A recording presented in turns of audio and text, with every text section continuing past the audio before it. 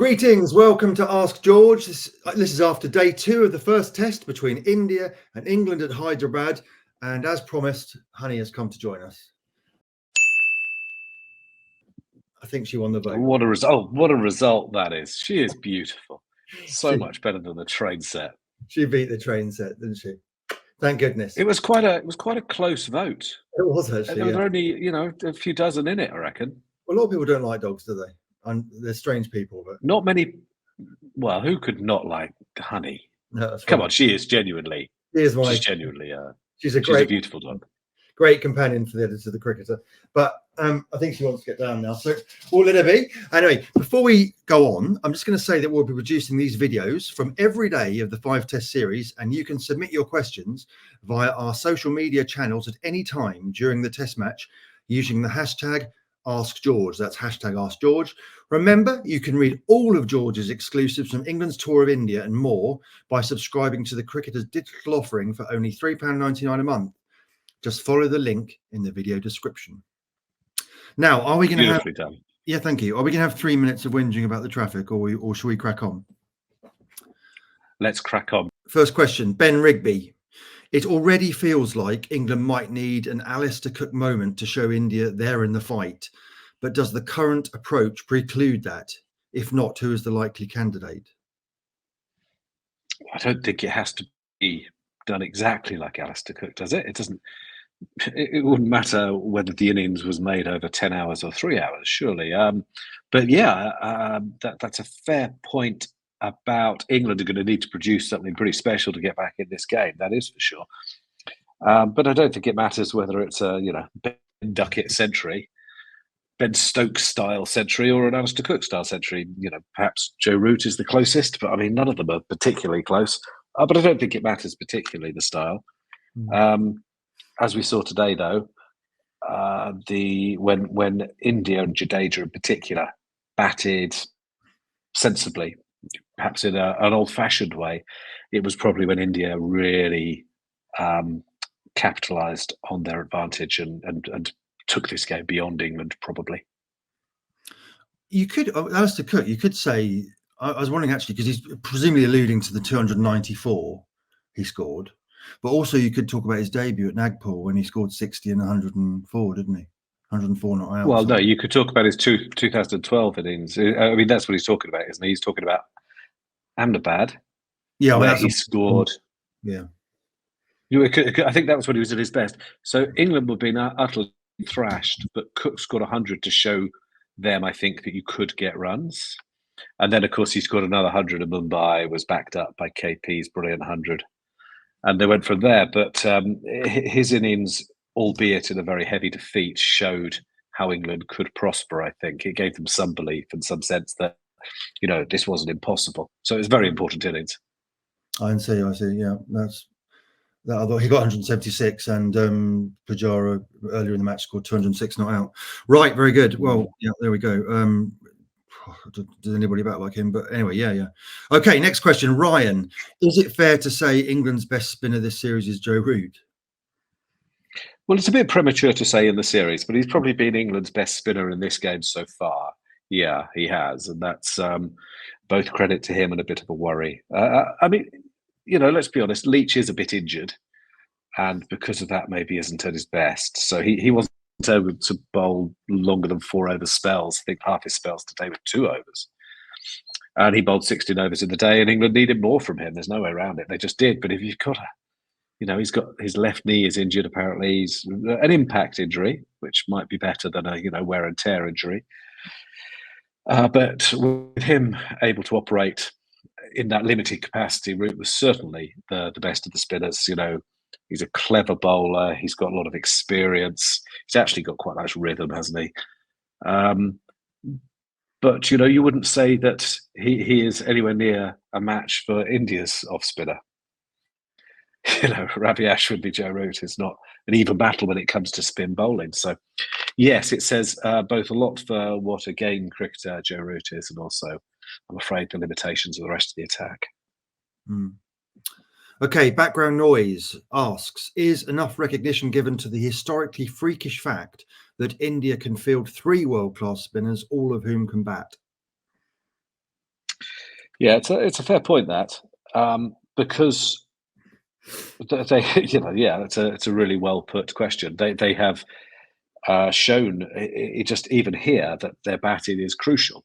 I mean, the Jadeja's batting might be the difference here.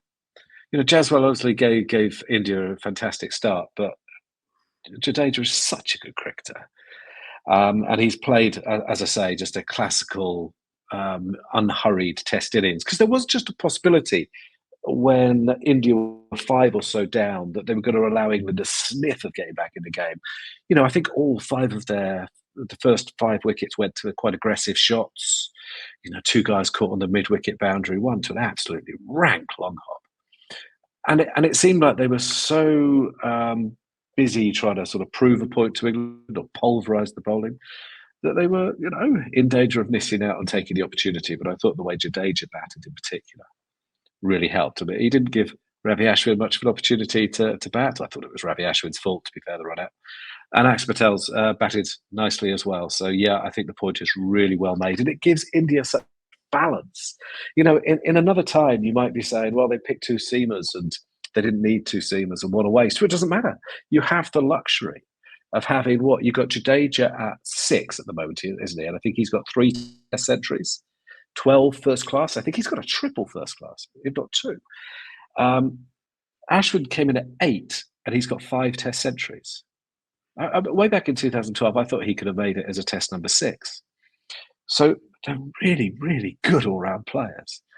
And the point made is pertinent. And yes, India deserve a lot of praise for that. Background noise again. Having now had a decent look at the England bowling and the conditions, do you think a different selection would have made any significant difference? Significant is the key word there, isn't it? I'm not sure, but hey, this might come back to bite me. But I'm not sure that there's any combination that England can put out right now that would beat England and India. No. Beat India and England. I'm not. I'd love to be. Did I say England? I'm sorry. I don't think. As well, yeah. I'm not sure there's any selection that England could make, any combination of players in English cricket that would lead to England winning a Test series in India against India. No, I'm not sure there is. But I'd love to be proved wrong. But having said that, I don't think you can take a laissez-faire attitude and just say, oh, look, we couldn't win. We might as well have a look at these guys and have a puncher's chance. Because, again, it's early days and you don't want to go too early. But these don't look like very good selections. I mean, no one wants to be cruel, but you've got to be honest. And I don't see what Hartley's weapons are.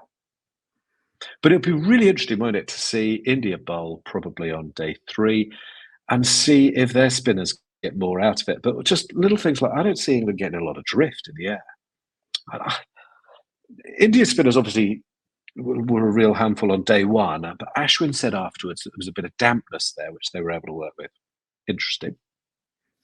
So it's possible, I suppose, that the pitch could have eased, but I suspect what we'll find tomorrow is that a pitch that looked as if there was a moderate amount of help for England spinners on day 2 will appear as if there's a huge amount of help for India spinners on day 3.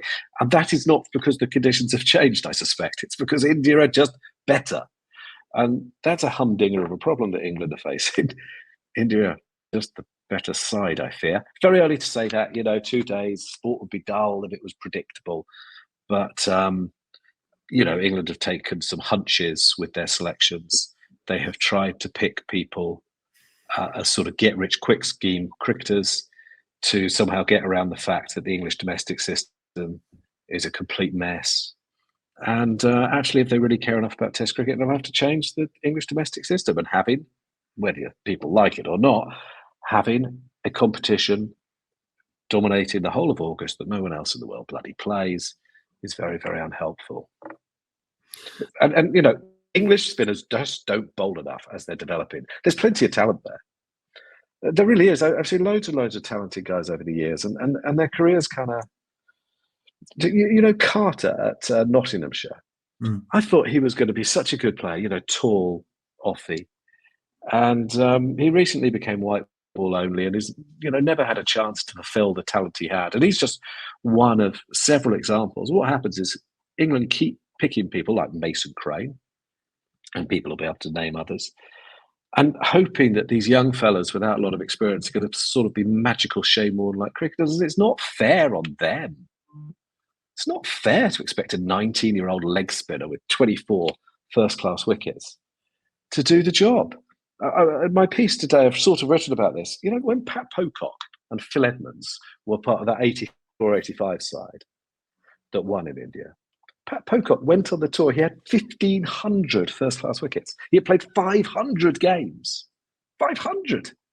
England's off-spinner on this tour has 10 first-class wickets. He's only played for 25 minutes. It's not fair to expect them to do a job against such a terrific side. Phil Edmonds had 1,000 wickets as well. When Panesar and Swan came in 2012, they both had more than 550 first-class wickets each. They both played 40 Test matches. It's not rocket science. You've got to give the guys a chance. And there were times that it felt very, very unfair to have asked to put them in that position today, to ask them to learn against batters as good as this. Sorry, rant over. So, if England have gone for get-rich, quick cricketers, yeah, it's not so much a case of Ricky Ponting as Ricky Ponzi, isn't it?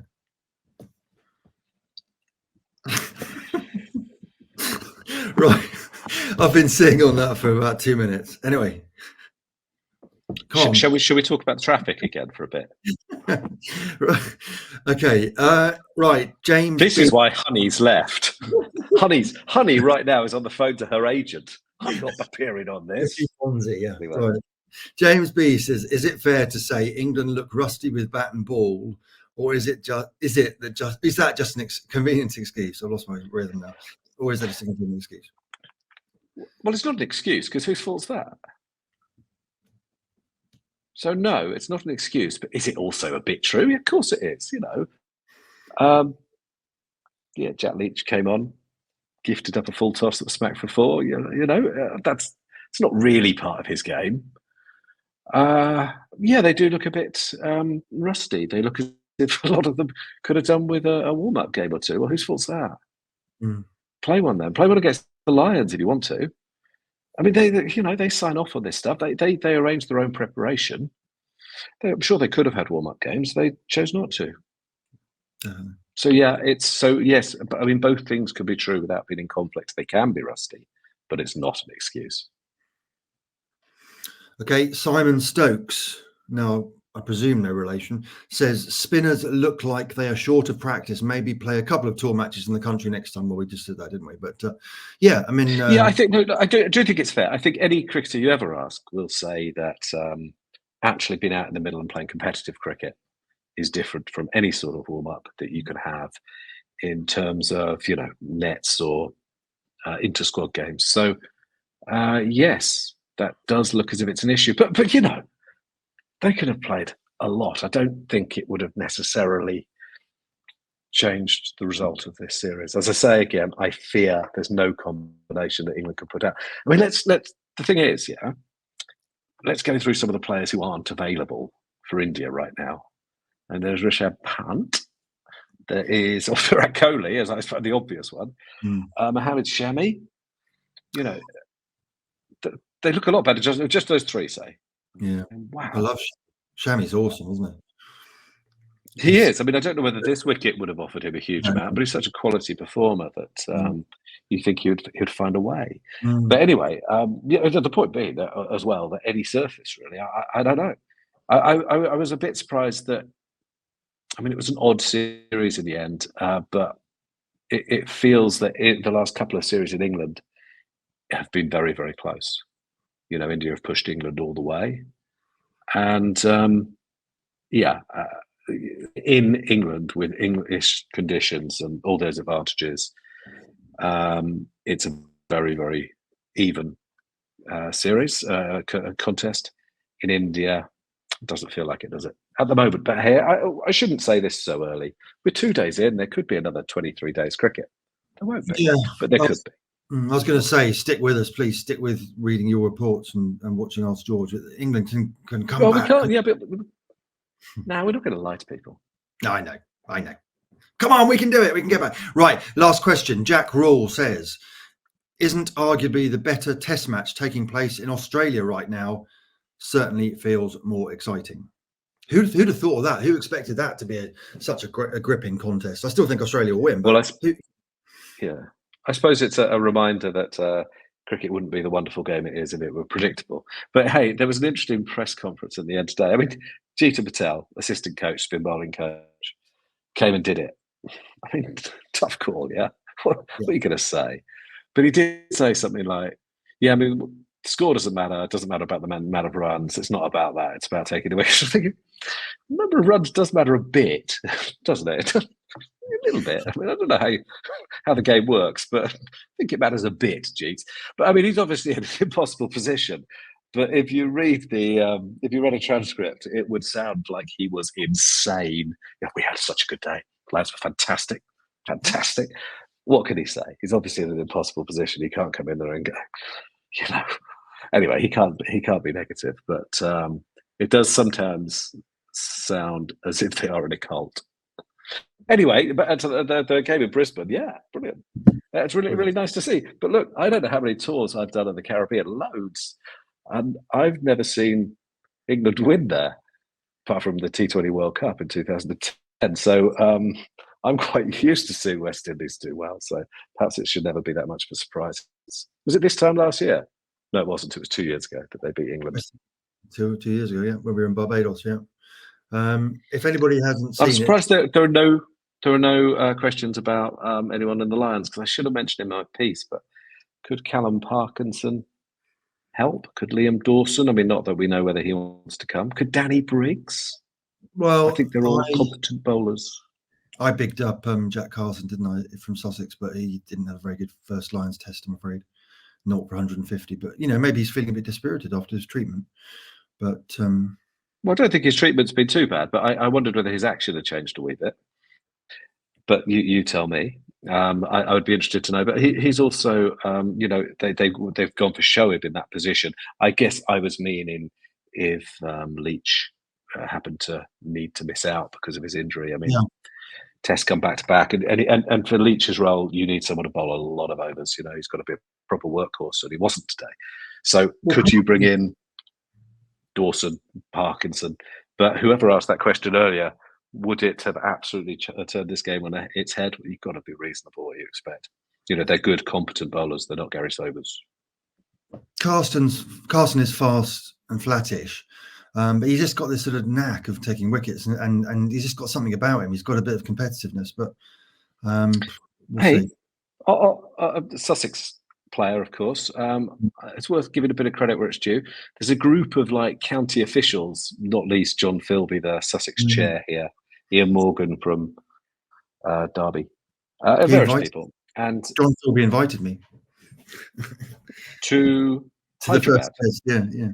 What I like is that they have paid their own way. They're sitting in fairly normal seats. They're certainly not in posh hospitality. And they're watching the cricket avidly. And I really like the fact that they actually love cricket. Mm-hmm. You don't always see that. And this is a group of people who, might disagree with them on some things, might agree with them on some things, but they do really love the game. And it's something I used to see with Rod Bransgrave, who I disagree with about quite a lot of things, while always liking him. But I used to bump into him all over the world watching cricket, and sometimes really weird cricket. I saw him at second 11 cricket. I saw him at sort of weird warm-up games, pre-season stuff, Ashes games for sure. But, there is a real love and passion there for cricket. They're not just in it for, I don't know, nice seats at Lords and a bit of an ego thing. What I've seen in the last couple of days is a group of people who really, really love cricket, just normal cricket lovers, and that's nice to see. John Philby, no one who loves cricket more. He's at every match, sort of pressing the hands of members, and I just felt sorry for him, when he got criticism for Ali Orr's departure to Hampshire. But it's great that he's out there, isn't it? Yeah, definitely. So passionate. Right, I think we're done for questions, George. I might just quickly show you my train set, if you don't mind. Right there. Well, that's disrespecting the voters. This is it for me, this test match, you see. So there goes the train. There's my cricket pitch there. You see, because this is it for me, this test match now. Other people are doing Ask George, so you never know. So it's not, the lighting's not great, is it? But we've got a British Rail 1980s going around there. So that'll keep me probably busy. break down then the next time round, won't it? That's true. We can have British Rail sandwiches and coffee later. So anyway, it's lovely to catch up with you. Enjoy your beer. And you. Budweiser. I'm not going to get you in trouble for that, am I? Because is it a dry day? It is a dry day, but I think you're allowed to, if you bought your own alcohol, you're allowed to drink in the safety of your hotel room, I think. Okay. Yeah, it's just there's nothing on sale in any of the shops or bars. And in the old days... Thanks for shopping me. Sorry. In the old days, they used to have bits of silicon, didn't they, or something? And you had to shake it so the silicon would, or something. Yeah, I remember reading about what that. Did? The beer. Oh, you're going to talk about those... You're going to talk about those packs of crisps you had to put your own salt on, aren't you? It's similar to that. I think Ian Botham and Gower and Lamb used to talk about these bottles of beer that had bits of silicon in the bottom or something, and you had to shake it up or something. Yeah, there we go. The delights of touring in the old days. All changed now, of course. Right, have a smashing weekend, George. Have a smashing weekend to all watchers of Ask George. And I'm not sure who's with you tomorrow. I should know that. It's one of my wonderful colleagues, possibly Nick Howson or Elizabeth Botcherby. Just press stop. Yep. Make it stop. Right. Okay. Take care, everyone. Bye. Have a good weekend. Cheers, everybody. Thanks for the questions.